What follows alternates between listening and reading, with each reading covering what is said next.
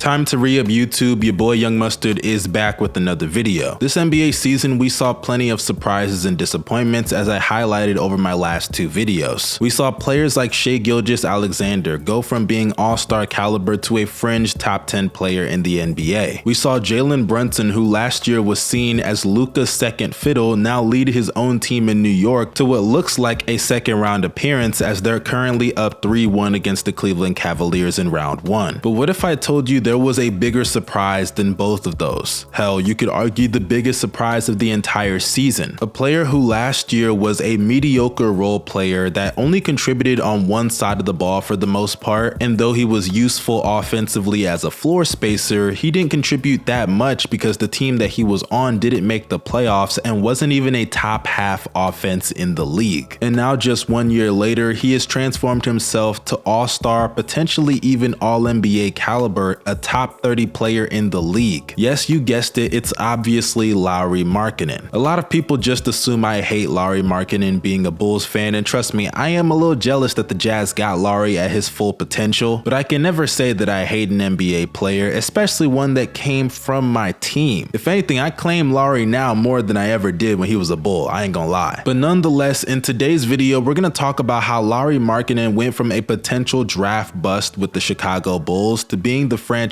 centerpiece as it stands with the Utah Jazz. But before we go any further, you guys, make sure you drop a like on this video, subscribe to the channel, and press that bell for post notifications. I got a lot of videos about the playoffs coming out soon as round 1 is over, so stay tuned for that Hawks video, stay tuned for that Cavs video, stay tuned for plenty of videos coming up. But without further ado, let's talk about Utah's own Lauri Markkanen. Lauri was taken with the 7th overall pick in the 2017 NBA draft, and as a foreign big man that could shoot the ball, of course, his draft comp was Dirk Nowitzki. Now, despite how lazy people are when it comes to these draft comps, especially in the case of white foreigners or slender 7-footers that can shoot being compared to Kevin Durant, Lauri actually lived up to some of those expectations in his rookie year. Lauri wasn't the shot creator that a lot of people thought he would be coming into the league, but that was okay, because as a three-point shooter, Lauri was phenomenal for a rookie, as he already showed the potential to become one of the best off-ball shooters in the league as soon as he touched ground in the NBA. Now, there were definitely some flaws in his game that came back to bite him in the ass, especially on the defensive side of the ball. Though I will say, as a Bulls fan, I remember him coming into the league a lot better defensively than a lot of people said he would be. I don't think he was ever that good, but trust me, he was not as bad as people said he was. But nonetheless though, defensively he did struggle even in later years in Chicago on that side of the ball. And when you combine his defense with the fact that he was also injury prone, it was just a recipe for disaster, especially when you threw Jim Boylen into the equation. Lauri in his last 3 years in Chicago, even though he maintained his status as one of the best stretch bigs in the league, he was unable to play past 51 games. And in his last 3 years in Chicago, his touches declined each and every year, with his shot attempts going down and ultimately his points per game as well. Lauri would make it pretty clear that he wanted the ball in his hands to be a post scorer, beat guys off the dribble, and just create for himself to expand his game. But unfortunately, as more talent grew on the team with the additions of Kobe White, Zach LaVine, and plenty of others, it just became increasingly clear that Lauri was just not going to get those opportunities in Chicago. And when you throw in the fact that defensively he was regressing year by year and inching towards liability status, it was just best to get rid of him and get the value that you can out of him now versus later. So just like that, in the summer of 2021 in the offseason, the Cleveland Cavaliers came calling and the Bulls traded him to the Cavs. Now, one may look at his Cleveland year in certain aspects, but I actually thought it was fairly a success for Lauri. Defensively, it was the best defense that he had played throughout his entire career. There were times where he was literally playing the small forward position with Mobley and Jared Allen in the front court alongside him, and sure, that is major help for him in that front court, but I actually thought defensively he was okay. One would even argue a slight positive, at the bare minimum a neutral defender on that Cavaliers team. But unfortunately, like in many other seasons, he was plagued with injuries, being limited to 61 games due to them. And fun fact, if you guys remember that play-in game, Lowry was sensational throughout, but unfortunately at the end, he had a costly turnover after getting a steal, and it helped contribute to their loss to the Atlanta Hawks, which eventually knocked them out the playoffs. You could argue that the Cavaliers' year was just a transition year for Lowry, but I honestly think it helped him grow as a player. He showed hints of what he would become in Utah, beating guys off the dribble on rare occasions, continuing his role of being one of the best off-ball shooters in the league, especially at that position. And when you throw in his defensive improvement, it was a positive sign to see at that stage in his career. But we all know how that summer went for Lauri Markkanen, as he was traded again, being his third team over the last 3 years, traded to the Utah Jazz in the Donovan Mitchell trade. And I'm not going to blame the Cavaliers for that. When you're getting Donovan Mitchell, it makes sense to give up a player of Lauri Markkanen's then status. But then we get into now what Lauri Markkanen has turned into in Utah, and I have to say it has been a pleasant surprise that we should have saw coming. Lauri this year has transformed himself from a mediocre role player into a legitimate all-NBA talent. When you look at his skill set, I think there are a couple of flaws, but let's talk about the positives in his game first. As an off-ball shooter, this is the best that Lauri Markkanen has ever been. I mean, we're talking about a guy that can do it all off the ball as a shooter, whether it's coming off of screens, spotting up in the corner, top of the key, as a pick and pop threat. I think he's very deadly there. And because of his size, whenever he is met with physicality going towards the rim, he can just shoot right over them. I mean, the guy is literally 7 foot tall. He can take advantage of his height to become one of the best shooters that we have ever seen at the position. Lauri this season averaged 26 points a game, 9 rebounds and 2 assists, shooting 50% from the field, 39% from 3 on a career high of 8 attempts a game, shot 88% from the field, and has a true shooting percentage of 64%. In addition to his shooting, Lauri also evolved as a shot creator with the ball in his hands. He's gotten much more comfortable at attacking closeouts off the dribble. He's pretty sneaky athletic, and if you're not careful, he can boom on you if you're under the rim. And in the post, he always does find a way to get his shot up and over people due to his size, like I mentioned earlier. The only real issues I would have with Lauri Markkanen's game is obviously defensively. He isn't too sound on that side of the ball, nor will he ever be or has been. And considering the now responsibility that he has offensively, I wouldn't expect those things to change. But another critique I have of Lauri Markkanen's game is that he does struggle with physicality in the post. Sometimes even when he's trying to beat somebody off the dribble, if he's met with resistance, he can kind of get a little stumped in those positions. I would like to see him improve with his physicality as he's going to the rim and get more rim pressure there. But even if he doesn't improve, Lauri has proven that he is one of the best offensive players in the game today. The improvement in his game offensively has been all across the board. And I don't know if Lauri is going to win the Most Improved Player of the Year award later tonight, as I am recording this on the morning before they announce the award. But whether he wins or not, he has my vote hands down. I understand Shai Gilgeous had a huge rise in his game. Jalen Brunson elevated as well. But based off of what we saw from Shai in the past and Jalen Brunson in the past as well, just this past postseason last year, we already knew what they were capable of to a degree. In the case of Lauri Markkanen, people had written him off, myself included. I didn't think Lauri Markkanen would ever rise to stardom in the NBA. I had given up on him. But this year on a Utah Jazz team that nobody had on their radar whatsoever, people thought they were in the Wembanyama sweepstakes, for Christ's sake. He has now elevated his level of play to where he can be a legitimate franchise piece. I don't know how good Lauri is going to be on a championship team, but at worst, he is the 3rd best player in that scenario. That's how confident I am in his impact towards winning. So shout out to Lauri, man. He really went from a draft bust, or at least on the verge of being a draft bust, to a legitimate all-star caliber player, and I love that for him. But you guys in the comment section, let me know down below your thoughts on Lauri Markkanen's season. Also, do not forget to check out the Off the Grid podcast. We have an episode literally dropping later today. We will be live. This is your boy Young Mustard signing out. You guys stay safe and have a blessed day.